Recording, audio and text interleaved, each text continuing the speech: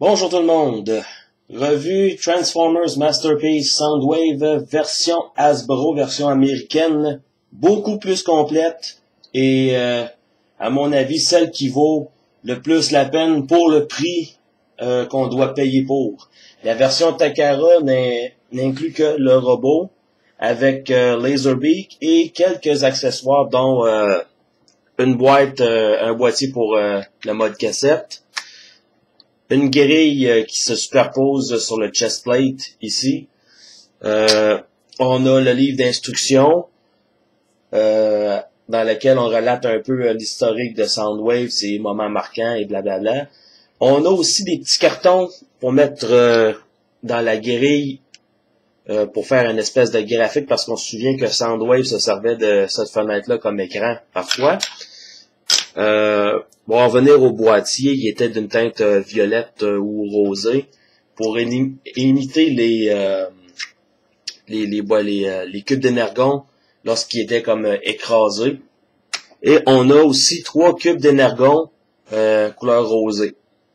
La version Hasbro inclut un seul cube, la grille, pas de graphique pour la grille, 5 cassettes comme qu'on voit ici. Là, on en voit 5. 5 boîtiers. Et les accessoires qui viennent pour les cassettes elles-mêmes. On a un bel emballage avec l'insigne Decepticon embossé. Le nom, même chose. On a la biographie avec ses stats. Et à l'arrière, on a des photos des robots eux-mêmes. La biographie, je la lirai pas, on la connaît tous. Juste ses stats, sa force est de 8, son intelligence est de 9. Très lent par contre, une vitesse de 2. Son endurance est de 6, son rang 8, son courage 5, sa puissance de tir 10 et son habileté 10. Sa puissance de tir, c'est 6, pardon. Et son habilité, 10. Un autre insigne Decepticon embossé ici. Donc, vraiment, un bel emballage massif. Très heureux de l'avoir. Il marque Masterpiece 02. 9e figurine de 30. Collectionnez-les tous. Ça, c'est selon nos moyens. Vraiment belle boîte pour une figurine vraiment presque excellente, je dirais. Il y a des petits défauts, comme n'importe quel Transformers, mais quand même, c'est une pièce à avoir. Si on a un budget restreint et qu'on hésite entre la version Takara et la version Hasbro, moi je vous conseille tout de suite celle-ci parce que vraiment, on en a pour notre argent. La différence entre la version Hasbro et la version Takara, c'est les couleurs. Si je me rappelle bien, la version Hasbro, le bleu foncé qu'on a tire plus vers le mauve, si je me trompe pas, pardon. Et l'autre différence qui est marquante, c'est les yeux, la couleur des yeux. Là, vous le voyez pas. Je vais vous le montrer sur la photo quand même. Les yeux sont jaunes plutôt que rouges. Et ça, c'est la raison pourquoi ils ont fait ça. C'est tout simplement parce que le jouet G1, dans sa version américaine, avait les yeux jaunes. Donc, je me dis, c'est un moindre mal. De toute façon, il y a un kit de Repro Label que Optibotimus a fait la revue. Et ça permet de mettre les yeux rouges. Il y a un sticker qui va pour les yeux que c'est rouge. Donc, sans plus de préambule, je vous présente, je vais mettre ça de côté, et je vous présente la bête lui-même, ou elle-même. Choisissez entre les deux. Soundwave dans son mode de lecteur cassette. Sur les générations plus récentes, vont regarder ça, ils vont dire, bah, un mode alternatif plutôt plate, ça marche pas, ça existe plus. Eh bien, quand j'étais enfant, ça c'était le NEC Plus Ultra. C'était vraiment quelque chose de plaisant.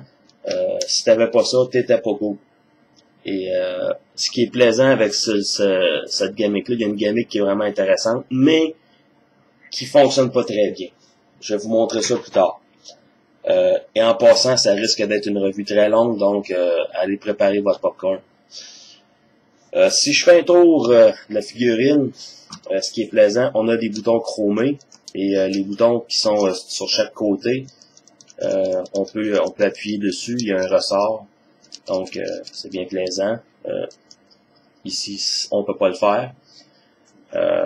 On a mis des détails aussi, un paquet de détails ici. Le bouton monte, descend. Ça sert à rien, c'est juste un petit plus. Où est-ce que c'est plutôt laid, c'est à l'arrière. On voit ce qui jadis sur le vieux jouet, c'était des batteries. Là, c'est intégré, c'est pas des batteries. C'est intégré dans la figurine, c'est une bonne chose. Encore des détails ici. On a le bouton du volume qui sur les versions, ce que j'ai vu dans les revues des versions Hasbro, tourne pas complètement, tourne juste un petit peu vers le haut, vers le bas et c'est tout. Tandis que la version Takara, c'est un roulement libre, très très libre. Et voilà, c'est ça. Ça c'est le mode alternatif. Vous avez remarqué, on a ce morceau ici. Et ça peut avoir plusieurs petites applications. Une application qu'on peut utiliser, on peut insérer ici. Et en se servant ce qui se trouve être des pile drivers pour Rumble, ça marche avec les pile drivers de Frenzy aussi. On peut, vous voyez les trous avec les tables, on peut brancher ça comme ça. Et comme dans le film animé, on a un ordinateur, on accote ça là-dessus et Soundwave est branché sur l'ordinateur. Pas nécessaire comme touche, mais ils l'ont fait quand même, c'est une très bonne chose. C'est bien plaisant. Oui. Et vous voyez, le bouton est toujours fonctionnel. Solide aussi. Donc, vraiment quelque chose de très très beau. Très content. J'ai la version G1 à côté. Je vais vous montrer. La version G1 est en mode robot. Et vous voyez que, bon, c'est plutôt petit. C'est le jouet ici qui est petit ou c'est ça qui est plutôt gros. Pour faire une comparaison, je vais vous transformer très très vite. Et la transformation, vous allez remarquer que la transformation est plus ou moins pareille, mais encore plus élaborée. Bon, vous voyez la différence des tailles, hein.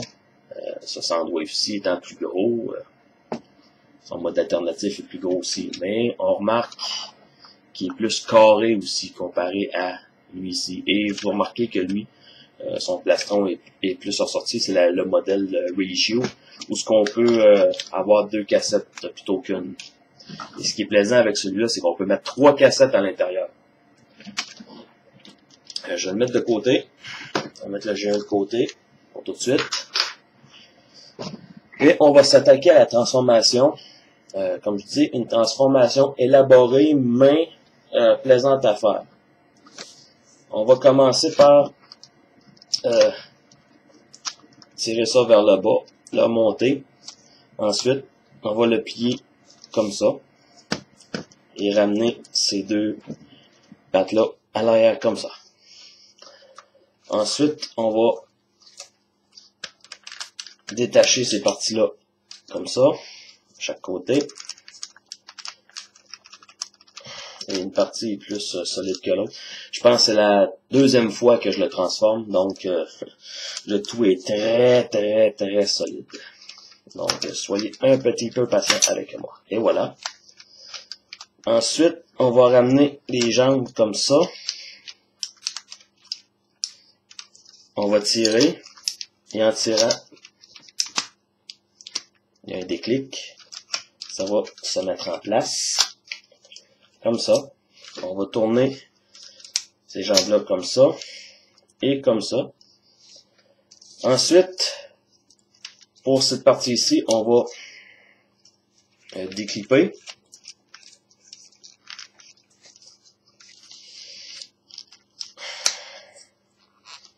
On va monter ça vers le haut comme ça et comme ça.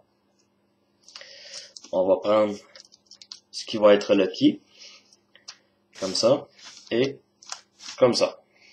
Ensuite, cette partie ici, on va la rabattre et la tourner comme ça. Pardon. On répète de l'autre côté.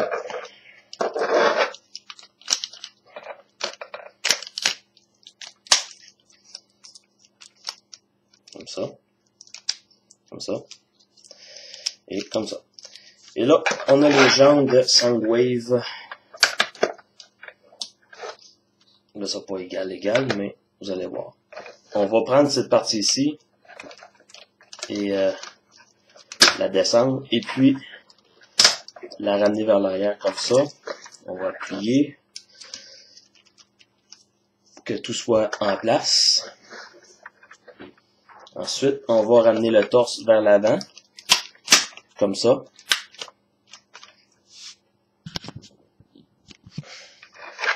Petite chose que je vais faire avant tout.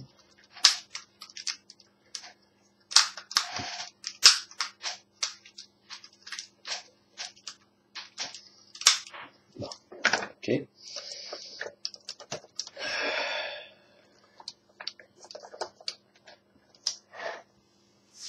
Ensuite, les bras, comme ça vers l'avant. On va prendre cette pièce-ci, on va la ramener comme ça. Même chose de l'autre côté, comme ça. Ensuite, on va prendre le canon, le monter, le tourner et le mettre en place comme ça. On va détacher le fusil, le mettre de côté. Ensuite, on va prendre cette partie ici, la rabattre vers le bas. On va aller chercher la tête, la mettre en place. On remonte. Il ne reste plus que les mains. On a un panneau qu'on ouvre ici. On va chercher la main à l'intérieur.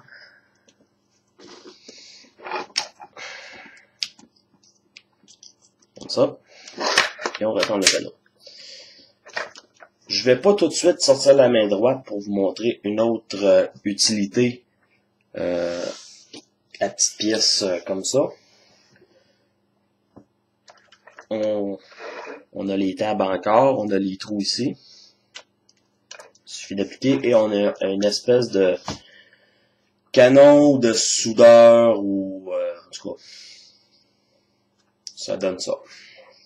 Je me rappelle pas d'avoir vu ça dans le comic par contre, mais en tout cas. Et pour le rangement, si on veut, on peut se servir du tab ici, le trou, et comme ça. Un bon petit rangement. Donc, on ouvre, on va changer la main, et voilà. On a Soundwave dans son mode robot.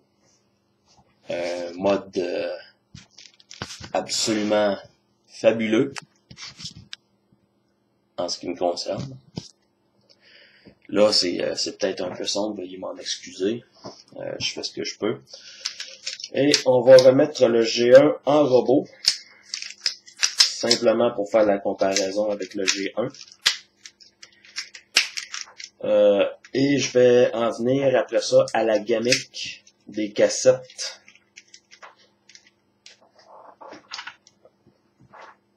Tout de suite après. Et vous voyez le G1 à côté du Masterpiece. Comme ça. Donc nettement plus gros. Hein. Certains diront que je devrais prendre celui-là dorénavant pour faire mes stop motion, mais j'ai pas vraiment envie, étant donné que c'est une pièce assez dispendieuse. Et il y a des farces à faire avec la version G1, de toute façon. Reste que je suis très content d'avoir les deux. très très très content. Ça, c'est une gracieuseté de mon ami Gabriel Jean qui me l'a commandé pour moi, qui me l'a envoyé. Parce que dans le temps, je faisais pas de transactions sur Internet. On va mettre ça de côté. Donc, la gamique pour les cassettes. Je vais essayer de donner un petit peu de hauteur à ma caméra.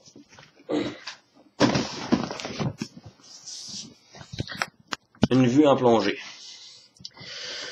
Donc, vous voyez, on a un bouton ici qui rouvre le chest plate. Et ça, c'est le premier problème qui vient tout de suite à l'esprit pour cette gamique-là. Étant donné la forme des cassettes, je vous dirais que les cassettes sont très tight et ça gâche un peu la gamique. Là, c'est en train de gâcher le party, là. Bon. C'est que vous voyez ici à l'arrière, on a cette partie ici. On doit la pousser jusqu'au bout. Ensuite, mettre les cassettes une à une. Comme ça. Bon. On sort une cassette. Youp. On ferme. On a le bouton ici. On appuie dessus une fois. Vous avez entendu. Ça fait avancer la cassette. Encore une fois. Problème. Donc, vous voyez, la gamique en tant que telle est très bonne. C'est bien pensé. Le problème, c'est que ça s'exécute très très mal. Et comme vous avez pu voir, la porte ici a tendance à vouloir bloquer. Ce qui fait qu'on est obligé de tirer beaucoup pour aller chercher la cassette, pour dégager le tout. Et j'ai peur qu'à la longue, ça puisse se briser. Et ça, c'est disponible sur les deux versions, la version Hasbro et la version Takara. Et les deux versions ont le même, on va dire le même défaut, le même problème. C'est bien pensé, c'est quelque chose de bien fait, plutôt de bien pensé. Ça peut être bien fait. Le problème, c'est que ça s'exécute très mal, tout simplement. Et vous pouvez voir juste ici, je commence déjà à avoir un peu de stress sur le plastique. Donc, c'est une gamique bien pensée, mais... Ensuite, comme vous pouvez voir, détail du visage tout de suite. On va mettre un petit peu d'ombrage. Essayer de mettre un peu d'ombrage. Et voilà. Comme vous pouvez voir, justement, c'est la version avec les yeux jaunes. Ça reste que c'est une belle couleur quand même. J'haïs pas ça. Ça change. Ça fait un changement des yeux rouges typiques des Decepticons. Donc, j'aime vraiment ça. Je trouve ça vraiment beau. Et je suis le premier surpris parce que je pensais que j'aimerais pas ça. Mais j'aime bien ça. Pour lui donner son fusil, c'est un peu le même principe qu'avec le G1, on tire. Sauf qu'avec le G1, le bout n'était pas intégré. Il fallait le mettre à part. On a une espèce de la poignée ici qui va servir de levier, qui va passablement pousser sur le canon, comme ça. Et il suffit d'aller le chercher, de tirer. Et on a le fusil de Soundwave. Comme ça. Je vais revenir avec les cassettes un peu plus tard. Je vais finir de me concentrer sur Soundwave. Pardon. On va redescendre un peu. Côté articulation, Soundwave, comme tous les Masterpiece, est très articulé. On a la tête qui monte et descend, et il tourne à gauche, à droite. C'est pas un ball joint, c'est un pin and socket. Même chose pour les épaules. 360 degrés de rotation vers l'extérieur. Et un peu à la transformation, ça c'est dû à la transformation, mais on peut, sauf que ça a l'air fou parce que ça ouvre le panneau. On peut toujours faire ça comme ça. On a une rotation au biceps, 360 degrés. Une articulation double au niveau du coude. Et ça va être très utile pour ce que je vais vous montrer tout à l'heure. Une rotation au niveau du torse à 360 degrés. Les jambes vont pas vers l'arrière trop. Et ça, c'est une chose au niveau des jambes que je vais revenir. Avant, le poignet tourne à 360 degrés. On a un bloc de 3 doigts et un doigt tout seul qui est articulé à 2 endroits. Et vous voyez là l'espèce d'index vient de se détacher. Ça c'est le problème numéro 2 que j'ai. Le numéro 1 étant la gamine de cassette. Et à l'intérieur de la main, comme plusieurs Masterpiece, on a un encave où ce qu'on peut insérer la pine pour la main, pour le fusil. On serre le tout et le tour est joué. Bon, pour ce qui est des jambes, ce qu'on peut faire, on peut faire une rotation et amener la jambe comme ça et retourner comme ça. Ce qui va nous permettre de faire tourner la jambe vers l'arrière, comme ça. Et un solide ratchet joint ici en passant. Le problème que j'ai avec ça, c'est que ça expose les trous des vis. Si je me rappelle bien, le kit Repro Label corrige ça. Une espèce de collant chromé qu'on applique là, ça cache les trous. Donc c'est une bonne chose. Mais moi je le ferai pas.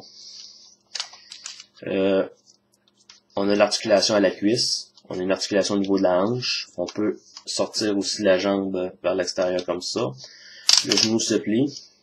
Ratchet joint solide. On a le pied. Ça, c'est plutôt dû à la transformation, mais on a un pied qui peut se positionner comme ça. Donc, vous voyez, on peut donner une espèce de positionnement écarté, comme ça. Et on a une articulation ici qui n'est pas vraiment une articulation pour le robot. Reste que si on veut lui donner un genre de coup de pied d'un couille, ça lui fait crocher les genoux. Donc, c'est ça pour Soundwave pour tout de suite. Et ce qui est vraiment plaisant avec ces articulations d'extra-là, surtout au niveau du coude, c'est que Soundwave, ce qu'il ne pouvait pas faire avec le jouet G1, si on sort... Encore une fois, le doigt vient de lâcher. Il faut que je le trouve. Et j'ai perdu mon doigt. Ah, je l'ai trouvé. Ça, c'est vraiment un problème d'articulation, ça. Si on veut, on va fermer le point. On va lui laisser sortir comme ça l'index. Et ce qu'on peut faire, ce qui est plaisant, on peut arriver comme ça et simuler l'action où il appuie sur le bouton pour ouvrir son chest plate. J'ai mentionné l'espèce de grillage. Dans la version Takara, ce qui n'est pas inclus avec la version Hasbro, c'est des petites cartes qu'on pouvait appliquer là, et ou plutôt à l'intérieur ici. Et ce qu'on pouvait faire, c'est appliquer cela. Donc, on avait un graphique. C'était plaisant. C'est une belle petite touche. Et on a ce cube-là. On peut enlever le couvercle et prendre la partie qui est là, ici, l'insérer là et ça simule les scènes où Soundwave faisait sortir les cubes d'énergon de son chestplate. Donc, une vraie belle touche. C'est bien pensé. Pour ceux qui auraient aimé avoir des cubes d'énergon rosés, vous pouvez aller dans des boutiques d'artisanat. Ils vendent de la peinture pour les espèces de mosaïques qu'on peut peindre et mettre à la fenêtre. Et c'est des couleurs transparentes. Vous pouvez en acheter du rose et peindre l'intérieur comme il faut, en autant que ce soit bien fait. Et on a un cube d'énergon rosé. Je vais mettre Soundwave de côté. Et je vais vous faire la revue des cassettes. Et pour terminer avec Soundwave, une chose qu'on peut faire lorsque on met son fusil dans sa main, comme ça.